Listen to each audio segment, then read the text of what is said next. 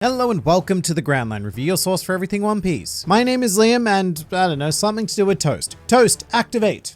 While we're waiting for that, I thought we'd talk about some One Piece, perhaps a certain chapter, I don't know, let's say 1028, which is, yes, a very specific number, and the out-of-context summary for it is as follows. Conspiracies are brewing. Allegedly, the world government is planning on invading an island of fictional samurai, and I know that this has to be true because the guy with the pigeon told me so. Or was it the pigeon with the guy who told me? I don't know, it doesn't matter. What matters is that brachiosauruses are not only not extinct, which is a double negative, but we're about to make that a triple because they are also not brachiosauruses. They are snakes. So there you go, you've learned something from a strange man on the internet today. But if I may teach you one more thing, it would be to subscribe to the Grand Line Review. In fact, our subscribers of the day are Cecilia Kinlow, Smiling Sloth, and C**? All of whom did an amazing thing, which was press the subscribe button for the Grand Line Review, which, by the way, doing so will result in consistent injections of One Piece culture administered directly into your YouTube feed. So if you want to be our next subscriber of the day, then hit the button and please do say hi in the comments below if you are a new member of the Grand Fleet. Welcome. But we're going to start rather uncharacteristically for us from the beginning, because there was a lot of Sanji and Queen fun, but the biggest takeaway I have from this chapter is CP0. And firstly, Rob Lucci, welcome back, good sir. This series has certainly missed you, although I was not expecting you to be in any way relevant during Wano. Lucci, oh, okay. Alright. And not just Lucci, but Stussy and Kaku as well, which is the closest we've come to seeing a complete gaggle of CP0 within a single arc. Currently, we're still missing a sighting on Spandam and one of the mask dudes, but the world government angle here is starting to get pretty incredibly serious, and Wano overall is definitely taking a turn that I wasn't quite prepared for. So the plan now is for when Kaido is eventually beaten, to then commandeer the island of Samurai in the name of the world government, and just on that, there's a panel of ships on their way, but I don't think they're marine ships. The marine vessels have this very distinct design, whilst these feel honestly almost quite generic, and I guess that would make a lot of sense, because we were told during one of the act intervals that the Marines don't have the resources to turn any attention to Wano whatsoever, presumably due to the whole situation capturing the former 7 warlords, which to be fair, everyone kind of brought on themselves. But still, I'm really fascinated by the idea that the world government thinks that they can pull this off without any marine support, or at least minimal marine support if there is any. And I mean, yes, the world government do have their own specialized private military, which we saw a lot of during the Enies Lobby arc, but even so, right now I'm very much failing to recognize this as any sort of, legitimate threat. Alright, so, just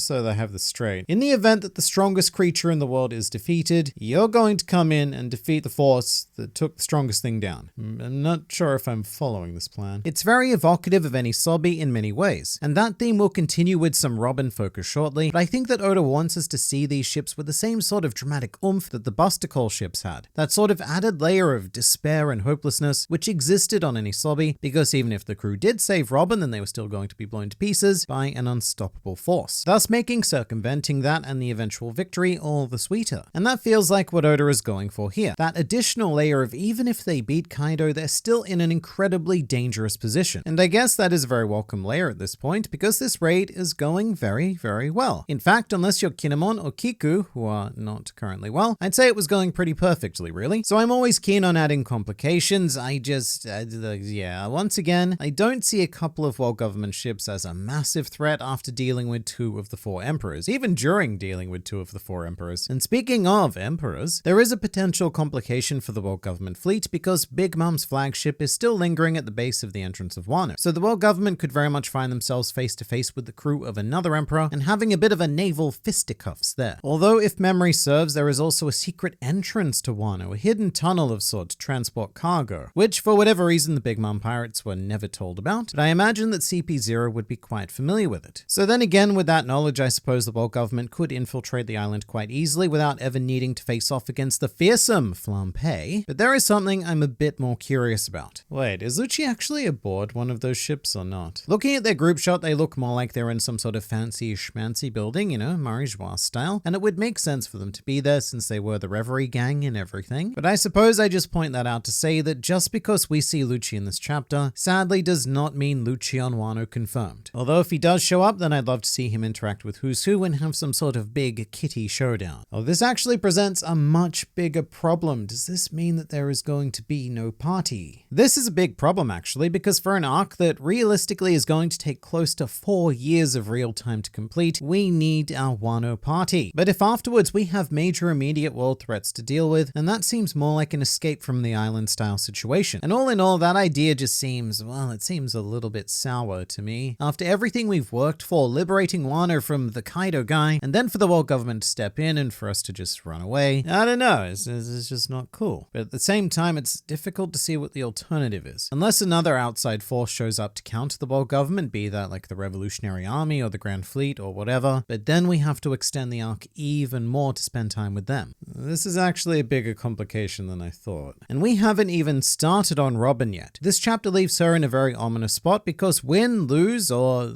actually those are the only two options, Robin is still going to be pursued by the CP0 agents already on the island. Although this may provide opportunity for Drake to do something, I am continuously perplexed at just how utterly absent Drake is from everything. The last time we saw him, Drake was in the heat of action on the performance floor way back in chapter 1007. And after that point, he just disappeared without explanation, leaving Chopper on his own to deal with Queen. So perhaps he's conducting some super secret sword business that will bring him into conflict with CP0. Or perhaps Oda just forgot because there's a lot going on. I just want to know how you're doing, man. It's been 21 chapters now. That's like half the raid that you've been absent for, you silly dinosaur. Going back to Robin though, I think the very worst case scenario of storytelling would be that she get captured again. We've already been there, we've done that, so I really hope that isn't our future. It is nice to see the world government giving Robin the attention that her threat level deserves though. However, if they were really serious about her, then they'd probably raise her bounty to be just a little bit more than 130 million berries, because that is 80 million less berries than Caribou is worth. So according to hard numbers, the world government sees Caribou as more of a threat than Robin, and yet in this chapter, Rob Lucci isn't saying your orders are to capture Caribou at all costs. Moving to the main event of the chapter though, we had some, how do I describe this? Truly bizarre yet epic and hilarious Queen versus Sanji action, because as much as I did not expect Rob Lucci appearing in this chapter, Queen managed to trump that with the grandest of twists. What in the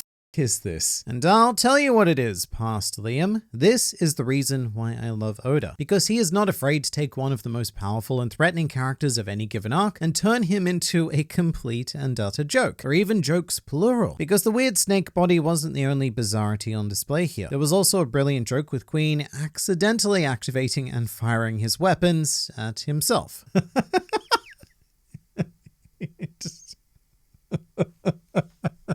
And I think this definitely solidifies Queen as by far my favorite member of Kaido's top brass, including Kaido himself actually. Queen just has such a great personality, because he can flip seamlessly from cruel, fearsome, sickening cantaloupe man to complete comic genius. One that could rival the likes of even Foxy. But how does it work? Like the body and questions. Oh my god, so many questions. I mean, it's a mechanical body, right? So firstly, does that mean the Queen's real body is like a scrawny human dude dressed up in a big fat cyborg suit, sort of like Treble, but mercifully not Treble? And furthermore, how does his body transform from human to dinosaur and vice versa? Is this Brachiosaurus human transitional part of some hyper brilliant advanced mechanic-y stuff that looks like devil fruit magic? I don't know, and it is of course a joke and we shouldn't think too deeply about these things ever. But Oda, you've really managed to hurt my poor empty head on this one. But even then, the most brilliant part about this is that all of the gags were in service of Sanji. Weird things are happening to our pervy Cookman, and I dare say that he has finally received a permanent non-raid suit upgrade. However, what I find most fascinating about this is that it isn't a straight up power-up, it's also a source of legit drama. Okay, I get ya. So now Sanji is going to have to grapple with his heritage and stuff. Sanji awakening germ augmentations is a big thing, because that's what his mother sacrificed herself to prevent. And the resolution at the end of Whole Cake Island was that Sanji found peace with what he was, continuing to disown the Germa aspect of his life, except when he wants to look at naked ladies, in which case the raid suit is all good to go. But now he's going to have no choice but to essentially recognize that, yeah, he is the son of Vinsmoke Judge, whether he likes it or not. This is like a literal inner conflict, because it's all happening inside Sanji's body and his mind brain, and against an opponent who has a significant tie to the Germa as well. But at the very least, when he comes to accept it, this incredible body enhancement looks like it should be able to give him the toughness to kick the crap out out of a certain queen. This one, to be precise. And on the bright side, I also don't think it takes anything away from Sora's sacrifice either. Her actions still allowed Sanji to live a fairly normal human life up until this point, or at least what passes for normal in the One Piece world. And it is the decision that brought Sanji to where he is today. But, do you know what the most underrated Sanji upgrade in this chapter is? The fact that he has reduced 2 former Whitebeard commanders to the role of spectators. There's this hilarious panel of Marco and Izo reacting to Queen, but it is so much more than just derpy slapstick comedy. Right now, Sanji has Marco the Phoenix, a man with a bounty of over 1.3 billion berries, just standing there watching his fight. And this hits me pretty hard because if I cast my mind back to pre-time skip, it would have been the other way around. If Sanji had been a Marineford, then he would have been just standing there, utterly wowed and shocked and stuff by the high-level combat happening around him. But now Sanji has Whitebeard's second in command going, look, I'm pretty good, but you're the man for this job. And I think that shows how much Sanji has grown, and it shows it in a way that no physical action from Sanji ever could. Also, with this, and I don't want to start this, but it's probably already been started, Sanji could actually be more durable than Zoro now. So part of me really curses at Eiichiro Oda for this chapter being right before a break, because it feels like it will cause a renewed wave of Sanji versus Zoro debate. And not to get too deeply into that, but we could very well be in a situation where for the first time in ever, Sanji is more durable than Zoro. So look, I don't know, I also honestly don't care, because I want to talk about dogs, or dog singular, because Yamato has a bit of a reveal here with a full beast form. Yamato's full beast form is adorable. It's like Onimaru, but just somehow cuter. There's a certain elegance to it, but I have to say that Yamato is coming dangerously close to claiming Sanji's crown of having done the most laps around Onigashima. Since this raid began, Yamato has been running from place to place to place to place to place, changing goals every, 3 to 5 chapters, and our latest endeavor involves attempting to make the explosions not so explodey. Point of interest though, and this is so brief that I almost missed it during the first read-through, but Yamato encounters the Heart Pirates. And I do have a little slight question, which is how did you guys get on Onigashima? Jean Bart and co were the ones who rescued Luffy from underwater, and the last time we saw them, they were on land with Shinobu and Karabo. Like, am I crazy? Yamato